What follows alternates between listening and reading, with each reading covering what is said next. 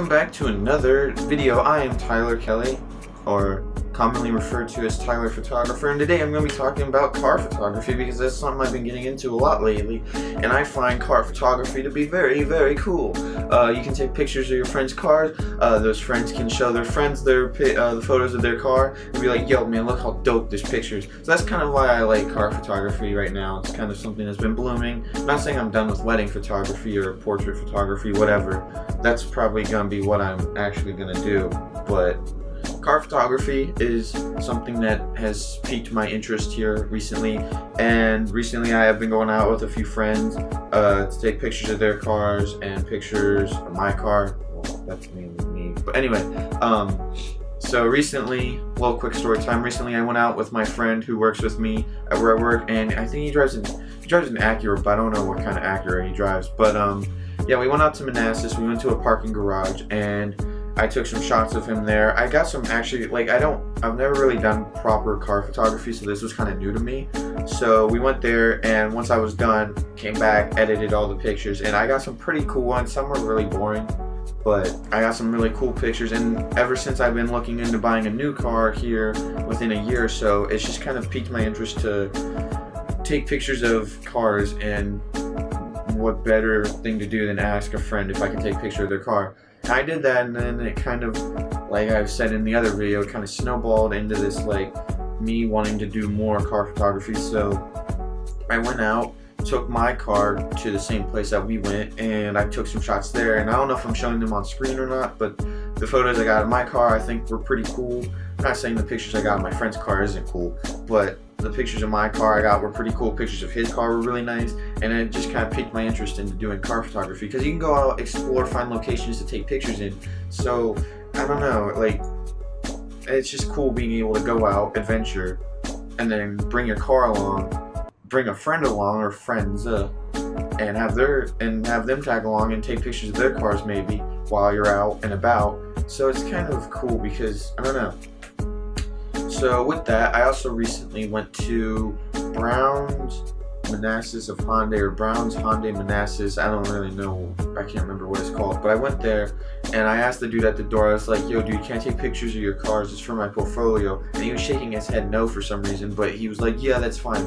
And me and my friend that I brought along, we were both confused. He was shaking his head no, but was like, yeah, that's fine. But anyway, we went around the lot, took some pictures of some Velosters, which is the type of car I want to get, is the 2021 Hyundai Veloster N whenever they decide to release that here in the States. But I got some pictures of some Veloster turbos, and the problem with taking pictures at a car dealership, this is a no-brainer, is the fact you can't move the car really, and all these cars are compact, so you can't really get many shots of like a whole body of the car because you have other cars around it. So you mainly rely on close-ups of the car, like the emblem or the logo or the tires or the rims or the spoiler or whatever. So I felt kind of limited. I found that was a challenge to make these cars, whatever car I find attractive, make that car look cool with a limited amount of ability that I could do it with, since there were so many other cars around, and there was also people there, so it was a little awkward.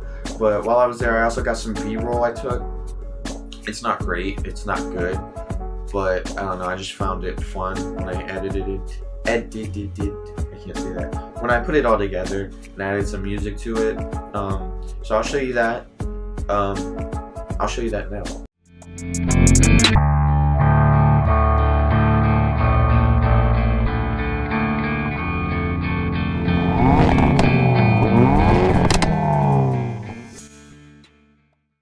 So yeah, that was my B-roll. I think it's alright. It's nothing special. It's alright. But yeah. So I'll show you some of the Velosters, pictures of the Velosters I took. Got a turbo in there. I think there was mainly just base Velosters. I went in and asked them if they had a Veloster N in stock that I could take pictures of, and they said no. I think they said they're only going to get the 2021 model when that gets in. So let me say this, Hyundai, if you want to hire me, take pictures of your cars, that would be great, because think of it this way, this would be beneficial to both of us. If I get paid or whatever, that money, some of that money is going to go back to you guys to get that 2021 Veloster N model, so, you know, it'd be a win-win for both of us. I'm just saying, that's just between you and me. But here's where this video is. This is why I wanted to make this video. Recently I took my Kia Soul out to Manassas, like I said earlier, got some shots there. and recently I've been looking into light painting for cars, and it's very simple. You just have a long exposure, you get a light, you do circle motions around your car, and it makes it look really cool. I did that tonight. I got some footage. It's not great because my phone battery was about to die. So the footage you're about to see is really crappy, and I did a little voiceover, and yeah, and you'll see. So it turned out pretty cool, the shot. So you probably saw it on Instagram already by the time I uploaded this, but this is behind the scenes of me light painting my 2013 Kia Soul Exclaim. Alright, so right now you are seeing me cleaning my windows with a very cheap Windex or window cleaner, and I regret it very much because it made the windows look even worse than they were. It would leave some weird residue, and the windows they turned out messier than what I even started with. And then I also started cleaning the car or the wheels with some cheap tire foam stuff, and that didn't really help either. So I wasted a good 10-15 minutes trying to make my car look a little bit better because I couldn't really clean the whole car, I didn't really have time. But yeah, so that was a big mistake, but I don't think it really shows once I show you the final image.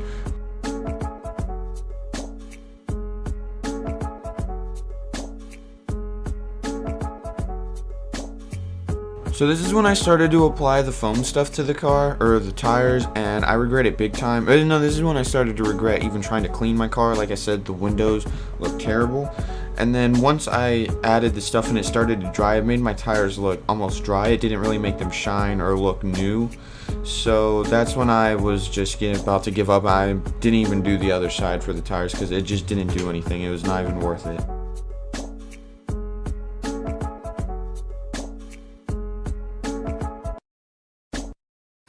And this is when I thought I was being cool by adding a little shot of my little light that sits on outside the door when you open it. I don't know why I added this shot, but it's here, so enjoy.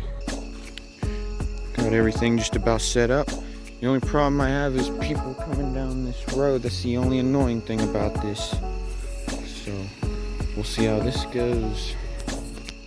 Getting everything set up. Gotta set the ISO, or excuse me, the shutter speed. I don't have my flashlight, so I literally can't see anything I'm doing, but that's a terrible example of what it's going to look like, but we'll see. Alright, I got one exposure down. I already had to move the car and the tripod once already. So let's hope I don't have to move this again, or I have to start from the beginning.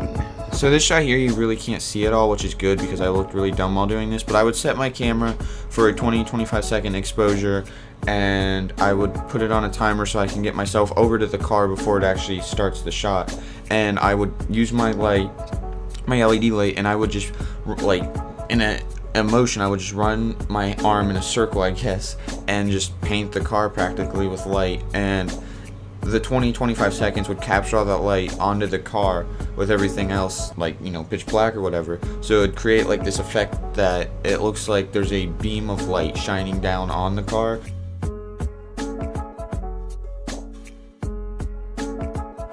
So that concludes this video, or this, no, not an episode. Yeah, I think this shoot went really well considering I went into it kind of blindly almost. I did a little bit of research, and I'm sure there was so many other things I could have done better with that photo. But for a first attempt or whatever, I think it turned out pretty alright. So, I think this video is going to go out in my 11 days of the RA Spectacular, which is just 11 photos, but I'm gonna put this one in as like day 7 or something, so you'll get a little break. So it'll be more like 12 days of RA. So anyway, that was this video. It was a little bit boring in the beginning, probably a little bit boring throughout the whole thing. I'm planning on, next time I go out and do another car shoot, I'm planning on recording it, kind of like what I did here, but a little bit more better, because my phone was literally at 5% when I recorded all that stuff for this video. So next time it'll be a little bit more interesting, get a little behind the scenes of what I'm doing. So with that being said, I hope you enjoyed the video. If you or anyone you know needs photos of their car, you should let me do it, and maybe I'll make you happy with the photos I provide. It also goes along with portraits or whatever. This ain't an ad or anything, I'm just saying if you need any work done, you know who to call. But no, so I think that'll conclude this video. Yeah, so this is where I struggle the most, is when to end it. So okay, I'm done talking now.